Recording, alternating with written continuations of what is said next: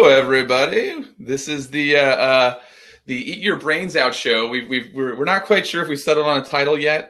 We were thinking about Fight for Your Right for Nutrition, which might still be our intro music. But the problem is that apparently if you have too many like characters in your title, that's not good for whatever. So Really? Yeah. Well, again, if it starts to be too long, and then you have like, especially if you do episode and then a topic afterward, nobody ever clicks like more and more to read everything. So then you get a lot less reach. So we're trying to figure it out. But I'm Jeremy Jones. This is episode 1. This is Adam Fights, and this is episode 1.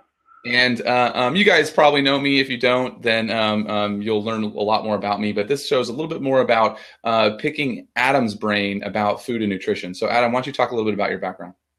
Yeah, well, Jeremy, I appreciate the opportunity to be on this and work on this with you in a collaborative effort. This is an awesome opportunity.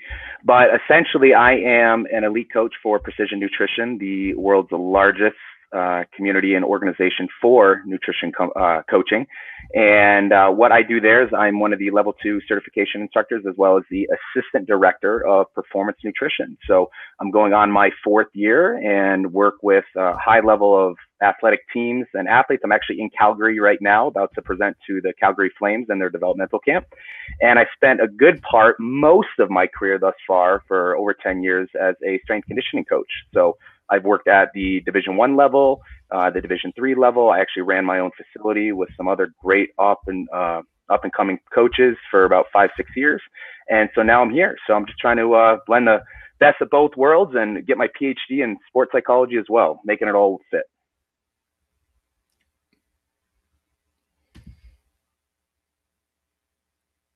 How's that? Is that solid? Yeah, I love it. So today we're going to introduce a topic. We're going to jump right into it. Oh wait, hold on a second. I'm getting feedback. Hold on. There we go. Let's do the circle question. So if you could gain one superpower, what would it be? Like it could, or just any ability whatsoever. If there's an ability you could gain, it doesn't have to be a superpower, but it could be like speak a bunch of foreign languages or learning, the ability to fly. What would it be? Damn, you went right for the jugular with that one. That's a good one. I'll go first. I would like to be able to like control people's, like, just be able to make anybody I want totally happy. Like be able to like just be like this, like change someone's mood, make them happy, have it be permanent, where they just are totally satisfied and happy with their lives. That would be my thing. And everyone thinks like, oh, that's so altruistic. That's so generous of you. And like, well, if I could make everybody happy, I would be rich too. So that's not a problem. You would, yeah. I do like that.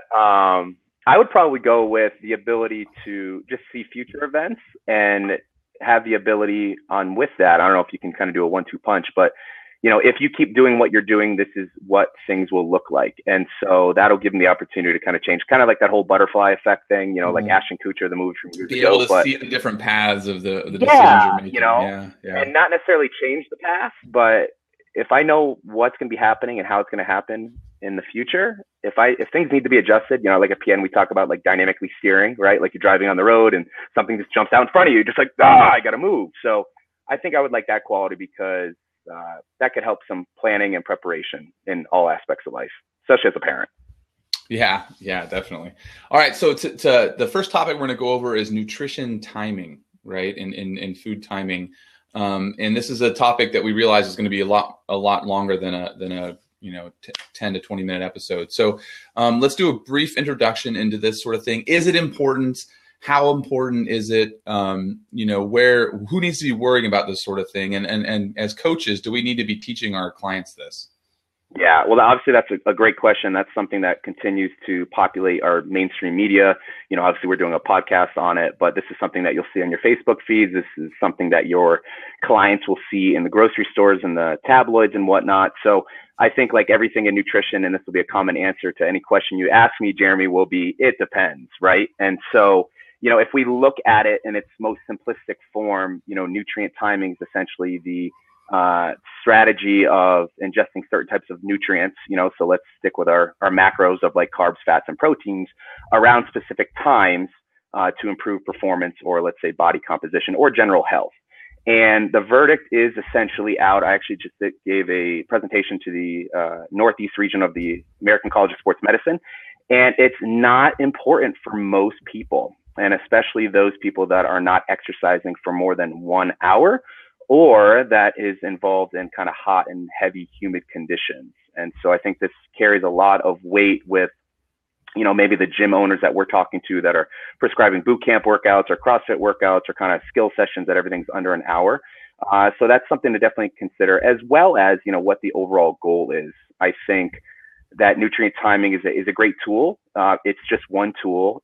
But when we're looking at the pyramid, if it's fat loss or muscle gain, it's going to come down to calories. That's going to be at the base of that pyramid. And nutrient timing will be towards the top of it. But I think a lot of us, especially myself as a coach and as a former athlete, we get lost in those details immensely. So to kind of go back and circle everything around, it can work. It's a tool, but it's not the make or break tool that you're going to use to create the body or the lifestyle that you're looking for. Yeah. So what do you know about the circadian rhythms? And they're talking about, getting first thing in the morning, getting some sunlight, and then also getting a food in that first couple hours. Have you seen any of that research yet? I'm big into I like the sunlight and I like the activity aspect. You talk with some experts. For instance, I just came back from the Perform Better Summit in Rhode Island, and Dan John, I don't know if you're familiar with him, but a great, kind of a big deal, right? Great presenter, awesome to be around. I mean, he's one of those guys in the industry that, you email him and he'll get back to you. But he talks about, the 3 E's, and the biggest one that talks about is, elimination. And that's essentially, taking care of things and exercising, but fasting as well. And so to go back to, is it the most important meal of the day? We go back to breakfast, like nutrient timing. I remember years ago as a college strength coach, it was like, well, we're going to get them up. And we're going to get them up at 5 a.m. and we're going to serve them breakfast because that's the most important meal of the day. And in retrospect, the total caloric load is what matters most. So I think, like anything, and we'll talk more about this as we move on with the series, but the best type of eating plan or diet or lifestyle, however you view it, is going to be the one that your clients and you as coaches are going to be most consistent with. So I've worked with clients and coaches that, they fast until noon and then they work out, or they don't work out and then they eat in the latter half of the day, or they shut it down at 6 o'clock at night. So, really, we don't want to be doing things what's called like mowing the lawn when the house is on fire. We don't want to nitpick on the details. So it's really just a matter of personal preference. So when it comes to, you said like basically nutrition timing isn't nearly as important, or if important at all, as far as what the research is saying, for most people, right? So, and when you're talking about most people, you're talking about people who are just looking to, lean out and maybe put on a little bit of muscle, or at least maintain muscle. That's like the two main things that everybody really wants. I mean, from a general public standpoint, am I right? Yeah. And also to add on to that as well is, Alan Aragon and Brad Schoenfeld did a great review on it. And you can look up some of the research that we've, modified in some of our articles. We've got a great article on our website that talks about it. But the biggest thing also is, are you training fasted or not? And so when you look at when most people are training, is it going to be in the afternoons? And if they had 1 or 2 or 3 meals already, then like you're good. And so what we talk about is having that meal, like just eat normally, like 1 to 2 hours prior. So if you're up for that 6 a.m. class in the morning and it's not going to be super strenuous, it's not going to be over 60 minutes, 90 minutes, 2 hours, you're going to be just fine with water. So, it all depends on what's going to work best for you. I can say that as a blanket recommendation, but you might wake up and you're like, no, I need my shake and banana and a scoop of peanut butter. Okay, great. But unless you're at that high level of competition and you're undergoing that intense exercise, there's really no need at this point. Well, it's funny because if you are trying to compete at a high level, body composition, unless that is your sport, like if you're a figure competitor or a bodybuilder, but and even then they're only doing that sort of last cut for the final, the end. For the most part, like if your goal is performance, you're not as concerned about body composition as you are about getting better at your sport and performing better at your sport. And so you should be making sure that you're fueled, and you shouldn't be training fasted. it does seem like, at least this is my experience. Maybe I'm off base here. You can jump in and correct me anytime. But it's always funny because, running the gyms as long as I have, it does seem like the morning people tend to be more consistent or get better results over time. But I don't think that's as much about the fasting, we're training fasted necessarily, is it that these people are disciplined to wake up at 4:30 in the morning or 5 in the morning and make it to the gym, right? Well, and it's a great point. So, we talk about habit change and overall behavior change, and essentially there's a great little book you can get on Amazon super cheap. I think it's called Habit Stacking. But I've noticed that as well. Like I've accumulated equipment as a strength coach for 10 plus years. I have a badass, 2-car garage gym, and I can work out at any point during the day. But I've realized if I don't do it first thing, I'm not going to do it. The nuances of work and life and family. But like you just talked about, is the people that work out in the morning, that is cascading great habits throughout the day, because they're going to go home after they've got probably the hardest physical thing they're going to do all day, and they're going to have breakfast, or they're going to set themselves up for a meal plan for the rest of the day. They're going to do their kitchen rituals, and they're going to get their kids ready, and they're going to make better choices and so forth. So I'm with you on that. I don't think it's the fastest thing whatsoever. It's definitely about what's happening first and how is that going to carry over the rest of the day. Because it's easy to make better choices throughout the rest of the day when you've already made a really hard but healthy choice for you for your performance. Yeah, and then you also end up with that kind of endorphin high, and your body, your brain's release the the dopamine and the serotonin and the all the other good neurotransmitters, and so then you feel good the rest of the day. I hate working out in the mornings, but I do work out fasted. I'm a person. I'm pretty much fat adapted. I was keto before it was a thing because I'm allergic to gluten and corn, so I just only eat meat and vegetables.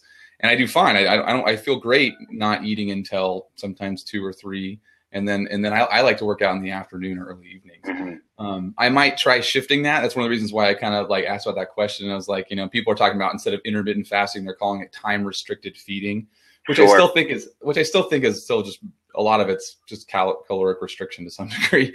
But I mean, there is some evidence, especially for someone like me who tends to have gut issues, that just not having that food for a good 16 hours helps reduce inflammation. And that's probably part of the reason why I do feel better. But I haven't done it it's so much easier for me to just to not eat anything in the morning and maybe have a little bit of black coffee. And then from 2 p.m. until 9 or 10 at the latest, I'll get all my calories in, and then I'm done. Right. But I'm gonna consider experimenting, doing a 7 or 8 a.m. workout and eat, and see if it can reset my circadian rhythm, because I'm definitely more of a night owl type person, right? So I have to be very, very careful with my light exposure at night, otherwise I just can't fall asleep, and I just want to be everything. I'd be curious to hear more about that, because there was a study done a few years ago. I'd have to dig it up, but I remember Dr. JB talking about. But essentially, those who ate breakfast and those who didn't, they essentially swapped exactly when they did or if they didn't, and they actually lost weight. So really, it came down to, it was the person that changed the routine. They saw an adaptation there, which is really cool. And then when you talk about like being keto adapted, Dr. Mike P. Nelson. He's a great guy to follow. He's doing a lot of work with what they call like metabolic flexibility. So essentially, how can you shift from burning carbs and fats and so forth throughout either the day or in your training cycles, which is really unique. And then lastly, you brought up, is it calorie restriction? Is it time restriction? I think the biggest thing, and I've experienced this personally, but if you're only giving yourself X amount of hours in a window, that's cool. Do you have the willpower? Do you have the discipline? And do you have really the common sense to be like, okay, my window's over and I'm done? And that is really the hardest part, is like, oh, I only have 4 hours to eat. And I think when you see, and most of our clients, right, when we're looking at them, they don't eat all day, they grab junk at night, or, they just get home from training or whatnot, and then they just overload the calories at night. So to be able to consciously be like, let's just say it's 2,500 calories, and to keep that in that, whether that's maintenance or fat loss, is turning the switch off. That's, I think, the hardest part with clients, especially when you're fasting. Yeah, I do think that the intermittent fasting thing, and I got Luke's on here making comments. Intermittent fasting, 16 hours here, 1 month, amazing results for me. 1 month, yeah. For me, that's a crucial part there, right? Yeah, And a lot of research will show it. We've got a great ebook. Dr. JB and Dr. Krista Scott Dixon had done their own experiments and found out there is a significant difference with how men and women handle. That was the first thing I was going to say. Was when women. I don't recommend intermittent fasting for women at all, right? Unless it's like we're way deep in the weeds with them, and we can do it very. And I'm wondering though, that's what like Rob Wolf and a lot of these other guys who they're kind of getting the circadian rhythm and the light exposure stuff. What's the other guy? Bill Lagos or whatever. They're talking about this compressed window, but they do it in the morning. So they're saying that women, it might be this morning fast. But what I was going to say about the fasting thing is that like you just said it. Basically, do you have the discipline? Well, if you don't start eating until 4 p.m. and you go to bed at 10 or 11 p.m., you can only eat so much, and you don't have to like consciously stop eating. And so it basically cuts you off because you do have the discipline, or at least you're so tired that you go to sleep, and then you force yourself to stop eating. So I think it does, from a willpower standpoint, it is easier for a lot of people to just not eat as long as they can start to be adapted to it where they're not hungry. Because I don't get hunger pains. I'm not hungry. I forget to eat. It'll literally be 4 p.m. and I haven't eaten. I forgot just because I'm not hungry. I do get sleepy. I don't get hungry. I get sleepy. So what happens is it's easier just to say no to everything than to try to make smart choices, because we know about decision fatigue and everything. And then, then it's like the green light, and then it's pretty much they eat as much as they can while it's healthy, but then they have to stop because the day's over. So I'm wondering if that is part of the success of the intermittent fasting, in addition with sort of a little bit of caloric restriction. But yeah, I think it overall everything ties into consistency. Recent research has shown that there is no significant advantage whether you're fasting or whether you're just doing the good old fashioned cut a couple calories out, couple hundred a day or whatnot. It really comes down to what is more manageable. So, I grew up going to the gym, and it was the construction workers and at 6 o'clock at night, and they're just like, yeah, you got to pack a cooler all day, and they would have all their meals. But that may not be practical for somebody that, let's say, a shift worker that only gets a 15-minute break and a 20-minute lunch, right? So, it really comes down to what are they going to do? What are they going to consistently do? And how can they do more of that? So I'm with you, whatever works for your lifestyle and your goals. Yeah. So I was going to say a couple things. There's a book called Suggestible You, which is all about the research going into the placebo effect, and that they were finally starting the last like 3 to 5 years to actually research the placebo effect. For the last 50 to 60 years of research has always been trying to avoid the placebo effect as much as possible. But there actually is something to it. Like, why are we trying to? Why aren't we trying to maximize it? If a drug provides or a method, whether it's changing your, like you mentioned, with just switching people's routines cause results. Well, that was probably somewhat related to the placebo effect. If we can maximize the placebo effect, why not? Even if something works okay in some people, but when we stack a placebo effect on top, it maximizes the results. We should be trying to maximize that as coaches. So it is interesting though that, when it comes to people in the gyms and especially nutrition programs, the more confidence you have as a coach talking to them and the more they believe it's going to work, the better results they're going to get, because they're going to put more time and energy into it. And there's this placebo effect that their body will change because it's expecting to. And then they'll be willing to stick with it longer because, again, they have this motivation and belief it's going to work. Yeah, that's the key word there is belief. It's a mindset, like if you believe it, you will achieve it to some degree, right? But if they go in and they're just completely like, no, this isn't for me, or this isn't doing anything, well, then that's what it's going to be. It's a self-fulfilling prophecy. Absolutely. So we are looking for questions from you guys. We're going to wrap it up here, but I do want to say this is the kind of stuff that we're going to be talking about. I'm surprised we didn't drop any F-bombs or anything like that. I'm sure we'll be a little bit more. We jumped right into the science. I'm in professional mode right now. I got the collared shirt ready to go. I know. We got to loosen up a little bit. But no, we're going to be talking about this, just getting into the weeds with some of the nutrition stuff. A little bit more focused on you guys as coaches coaching people, and so some of the questions that you're having to field just in your day-to-day practices, but also if some of you guys I know are doing nutrition counseling with your people, how do we work with people on these special cases? And so we've already got a slew of questions that we want to run through. We're going to delve a little bit deeper into the nutrition timing in the next episode, where especially when we're talking with more like high performance athletes, I wanted to pick Adam's brains about that, and also specifics around weight loss and training fasted and all those sort of things. So you guys can look forward to that. Not every episode is going to be live. So when we are live, you guys definitely need to jump on and shoot us those questions. We're going to be shooting these because of Adam and my schedules. We're all over the place traveling. And you're also starting your PhD program. Am I right? I just finished my first year, so I'll be starting my second year next month. So a lot of stuff happening. Yeah. So yeah, and we're both parents and got a lot of things going on. So what we're gonna do is we'll be recording some of these, and then you guys can listen in on that. But like I said, if you see this thing show up live, that's a special treat. So definitely jump in and comment for us.